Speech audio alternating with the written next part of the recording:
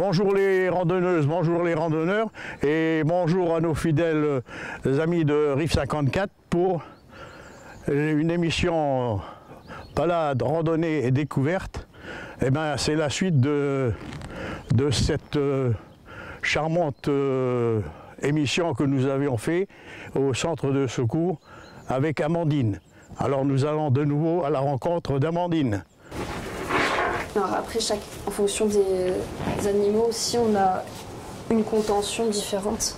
Là par exemple pour le cygne, bien lui tenir les pattes. Bien casser les pattes, hop, oui, et sous l'aile et sous le bras, ouais, pour que les ailes soient bien plaquées, pour qu'il ne bouge pas. Il ne bouge pas quoi. Hein. Voilà. Il va peut-être juste m'embêter avec sa tête. Mais... Super. Comme ça il est en sécurité, il ne voit pas ce qui se passe. Il est en sécurité, nous sommes en sécurité, donc c'est le principal. Tu peux me goûter, s'il te plaît. Merci. Sur le petit pont, ça glisse, hein, Romain. Sinon, je te récupère. Dans l'eau. Oh, beau petit bassin. Oui. On va rentrer, refermer directement. Caméraman, hop.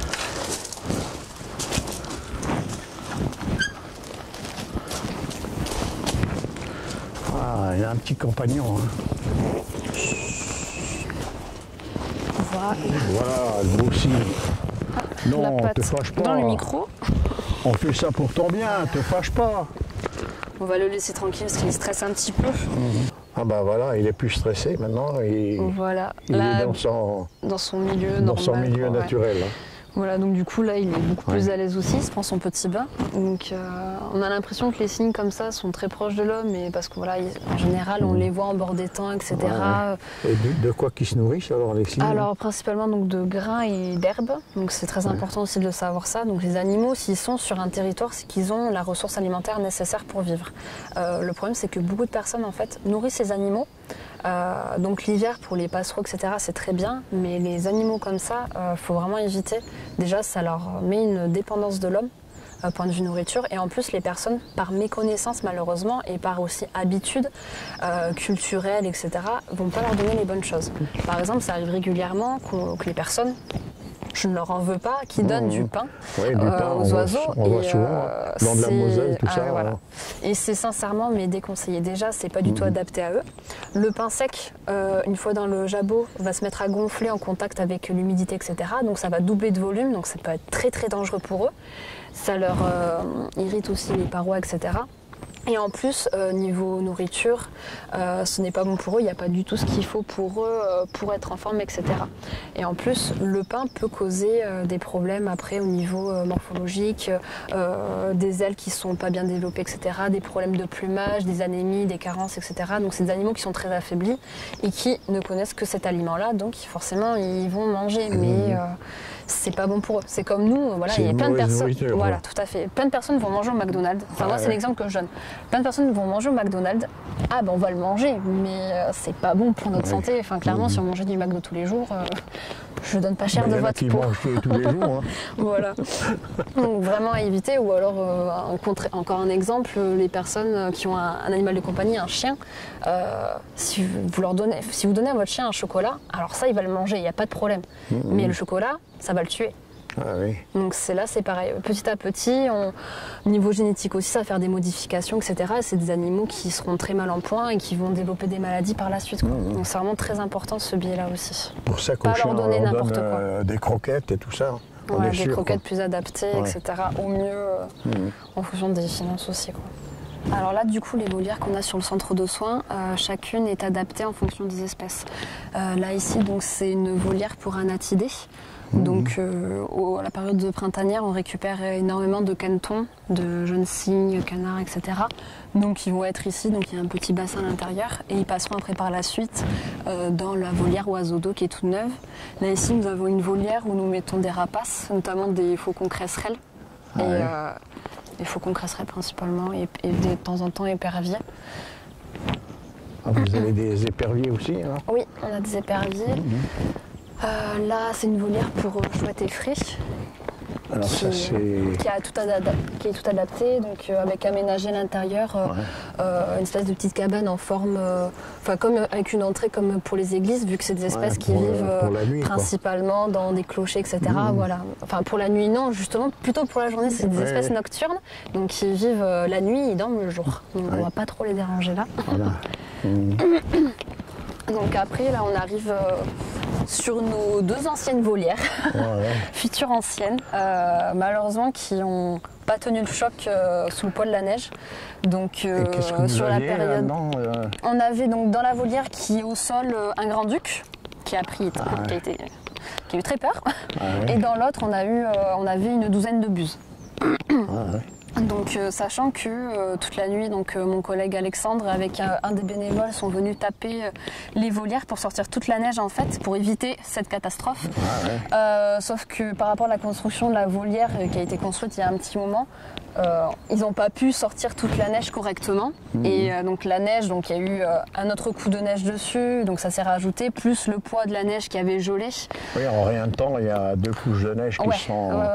En rien de temps, donc on a eu bien 20 cm, 20 cm de neige facile sur la volière, donc sur le filet que vous pouvez voir là-bas, sur la deuxième volière. Et du coup, ça n'a pas tenu le choc, ça a complètement plié la barre en fait. Toutes les barres, même alors qu'elles sont accrochées. Alors qu'elles sont accrochées avec du ciment en dessous, vous voyez, rien à arracher, c'est totalement tordu. Avec le poids de la neige, ça a été catastrophique. Donc le matin, quand je suis arrivée que j'ai vu ça, c'est pas prévu pour avoir un poids pareil. Mais surtout qu'en plus, c'est nos 2 volières les plus importantes. Donc c'est des volières avec une longueur de 30 mètres, aménagées principalement pour des rapaces ou alors pour des échassiers, etc. Pour vraiment des grands oiseaux qui ont besoin de s'entraîner au vol pour la réhabilitation, pour être relâchés par la suite. C'est vraiment des volières principales dont on a vraiment beaucoup besoin. Là, en période printanière, en plus avec le printemps, les animaux qui ont migré, qui vont revenir, etc. On va recevoir énormément d'animaux affaiblis, donc des buses, des animaux de migration, etc. Principalement des rapaces, totalement affaiblis, maigres, qui vont avoir besoin de ces volières-là pour être habilités au vol, se remuscler. C'est vraiment une partie très très importante avant le relâcher. Et là, il faut qu'on se débrouille au plus vite pour enlever ces volières, en reconstruire de nouvelles pour pouvoir mettre les animaux au plus vite, quoi. Et les animaux qui migrent, ils restent des fois ici Alors ça arrive, on essaye d'éviter quand même en général, parce que c'est un temps de captivité assez important, donc forcément du stress en plus pour eux. Là par exemple en ce moment on a 2 busards cendrés en soins, donc qui sont dans un box, donc au chaud, on a adapté avec des lampes chauffantes, des lampes UV, pour reproduire la lumière, soit de leur endroit où ils vivent pendant l'hiver, ou alors pour qu'ils aient un maximum de chaleur et de soleil d'UV, vraiment c'est super important, quoi. S'ils n'ont pas ça, clairement ils peuvent en mourir. Donc avec le froid, etc. Après on essaye de nourrir au mieux, on essaye aussi d'éviter trop de protéines. Donc, parce que sinon c'est pas bon et ça peut les faire mourir aussi. Donc c'est une captivité compliquée, quoi. Donc quand on peut l'éviter, on l'évite. Mais là, voilà, c'est des cas où ils étaient incapables de repartir en temps et en heure. Du coup, on a préféré les garder au centre de soins. Sinon, ils mourraient, quoi. Ah oui, clairement, oui. Si on les relâche, vraiment, ils n'étaient pas capables d'être relâchés, ils n'étaient pas bons en vol, ils avaient des soucis au niveau des ailes.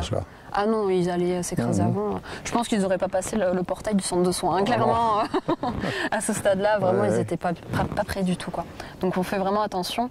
Après, on a, par exemple, le Grand-Duc, ça fait presque 1 an qu'on l'a en centre de soins. Donc là, il était dans une grande volière, c'était super, mais là, il a dû repasser dans une plus petite volière de 15 mètres de long, quoi. Donc, ça fait un peu juste pour lui, quoi. Ouais. Ouais, quand on sait une envergure assez importante au niveau des ailes, ça prend la moitié de la volière, quoi. Donc s'il étale, donc voilà. Donc du coup là on arrive sur des volières polyvalentes. Donc certaines sont déjà aménagées en fonction des espèces que l'on accueille. Donc on a une volière spécialisée pour les chevêches, une volière spécialisée pour les falconidés, donc tout ce qui est faucons, cresserelles, pèlerins, etc. Les turdidés, donc tout ce qui est de la famille du merle, et après 2 autres volières qui sont polyvalentes qu'on va aménager en fonction des besoins et de l'animal qu'on va mettre à l'intérieur.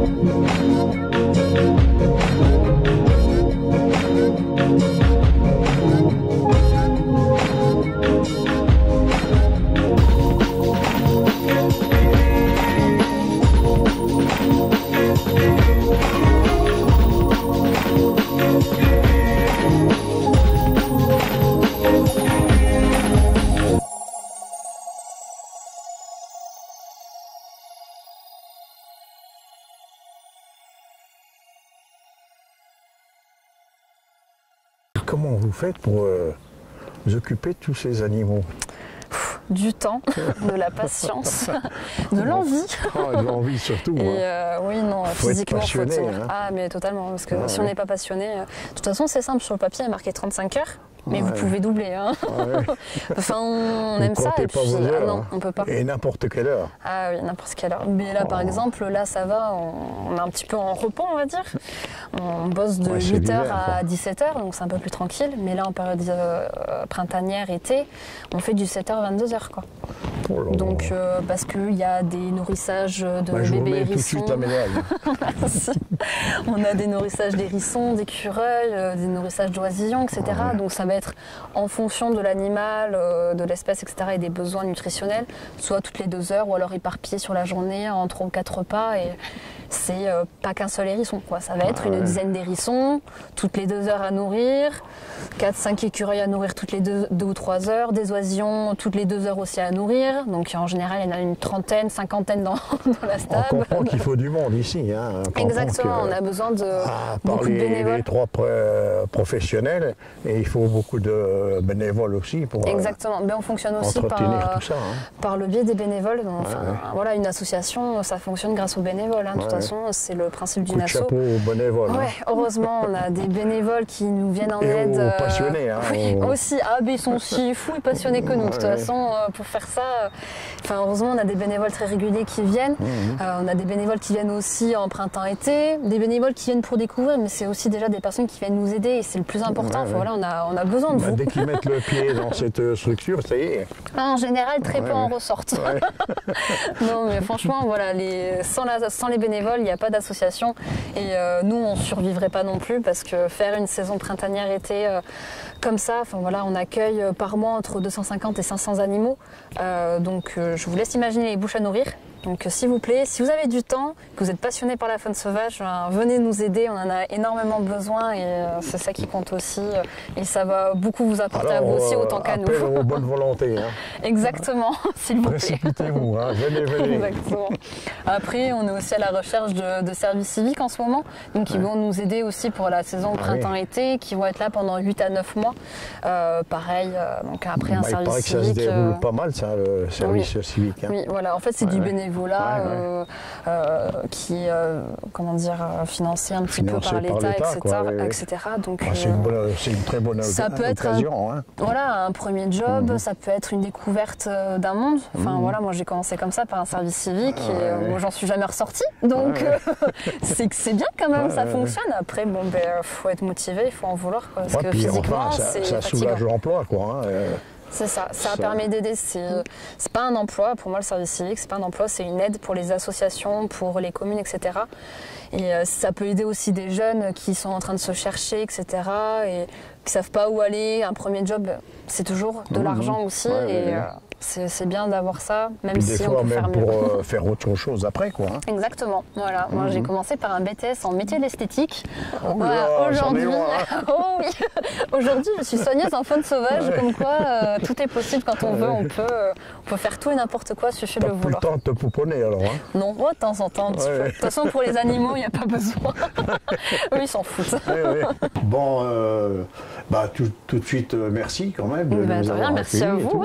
Et comment qu'on peut aider ton association? Pour nous aider, c'est simple. On a besoin de bénévoles. Donc autant en soins que sur les stands lors d'intervention de l'association pour les rapatriements d'animaux. Parce qu'on récupère les animaux donc en Meuse, Moselle, Meurthe-et-Moselle, Vosges. On a besoin de monde un peu partout qui puisse soit nous les amener directement au centre de soins. Alors le problème c'est que nous on ne peut pas se déplacer. Voilà, on a énormément de temps ici à consacrer aussi. Même si là en ce moment on n'a pas beaucoup d'animaux, voilà, on est en recherche de financement, etc. Donc c'est dossiers de financement, réunions, etc. Donc voilà, on a besoin de monde un peu partout qui puisse soit nous rapprocher les animaux dans des cliniques vétérinaires partenaires, soit nous les amener directement au centre de soins. Donc les bénévoles rapatrieurs. Ensuite, on a besoin d'argent.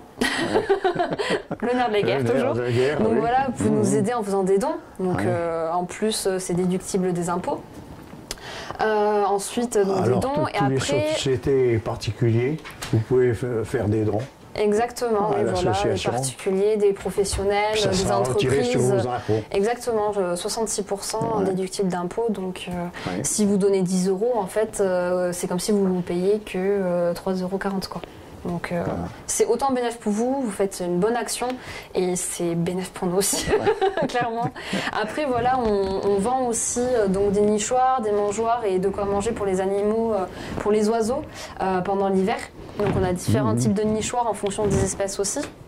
Donc voilà, si vous êtes intéressé, ne pas hésiter à venir, à nous rencontrer. Le numéro, c'est le 09 70 57 30 30. N'hésitez pas à nous contacter si vous avez des questions, si vous trouvez un animal ou si vous souhaitez adhérer à l'association pour être bénévole et nous aider. Au quotidien, on a besoin de monde, on a besoin de personnes passionnées qui en ont envie. Et même si vous n'avez pas de temps, enfin des fois, juste nous aider ponctuellement avec des rapatriements, des dons, etc. ou nous aider pour les financements, des partenariats, etc. On a toujours besoin de personnes compétentes pour plein de choses. Dans une association, on a l'impression qu'on a juste besoin pour l'environnement, etc. Mais non, on a besoin pour plein de choses. Donc n'hésitez pas à venir nous aider. On est basé à Val-le-Roi, donc au site du Jardin Nature de la LPO à Val-le-Roi. Voilà. Mais attention, il ne faut pas faire la bêtise que nous avons fait. On a été directement à Val-le-Roi, mais ce n'est pas à Val-le-Roi même. Voilà, c'est sur la route des Baroches. Exactement. Les Baroches. Et voilà. C'est avant Val-le-Roi. Exactement, voilà. Il Oui. ne faut pas rentrer dans Val-le-Roi, c'est route des Baroches. Voilà. Exactement. Et ils éditent donc un petit flyer, qui est bien avec le numéro de... Voilà, notre contact, notre mail. Le mail et tout. Notre site internet. On a aussi un Facebook si vous souhaitez voilà, nous suivre. C'est très important. Régulièrement, on met des articles sur les animaux que l'on accueille, etc. Savoir ce qui se passe au centre de soins. Ensuite, il y a quelques petites informations. Donc... sur nos missions, etc.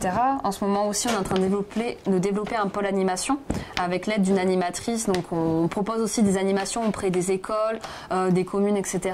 Auprès de ENS aussi. Donc, pas hésiter à nous contacter. Dans les écoles, alors. Voilà, on se rend dans les écoles.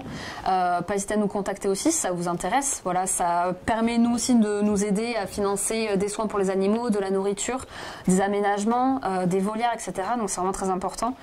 Puis voilà, après sur ce petit flyer, donc, vous avez les premiers gestes à faire si vous trouvez un animal sauvage en détresse. Donc nous contacter. Pour le manipuler, mettez des gants avec une serviette, etc. Avoir un carton, donc pouvoir mettre l'animal dedans, un carton assez grand ou une caisse à chat, et le mettre au chaud. Voilà, avec une bouillotte ou une bouteille d'eau chaude entourée d'un linge, c'est vraiment important. S'il y a une hypothermie après, voilà. Et nous l'année directement, au plus vite. Merci. De rien, mais bon, merci. La visite, faut quand même voilà, éviter. les visites sont interdites au centre de soins. Voilà. Donc si vous voulez venir nous voir, c'est au bureau. Voilà. Si vous voulez venir nous aider, pour là, pas effrayer les animaux. Voilà, c'est un hôpital pour animaux sauvages. Voilà. Donc il y a du stress, ils sont en captivité. Pour eux, c'est pas normal d'être enfermés. Pour eux, on est des prédateurs. Donc s'ils nous voient, ils vont chercher à fuir. Et souvent, il y a quand même plusieurs individus dans une volière. Donc ça peut être très dangereux, ils vont se taper contre les volières, il peut y avoir des fractures, des blessures, etc. Et vu que les volières en général c'est le dernier point avant d'être relâché, donc c'est la réhabilitation, c'est le plus important. S'ils se reblessent, c'est rebelote, on recommence à zéro et ça leur met du temps en plus en captivité, donc plus de stress, etc. Donc c'est pas bon pour eux. Donc voilà. Voilà. Merci Amandine. Mais de rien, avec plaisir, et merci puis, à vous. Bonne continuation. Merci, puis, continuez votre passion. Merci, c'est gentil. Et encore merci. Puis n'hésitez pas à venir nous revoir, il n'y a pas de problème, vous serez reçus avec plaisir. On viendra, oui.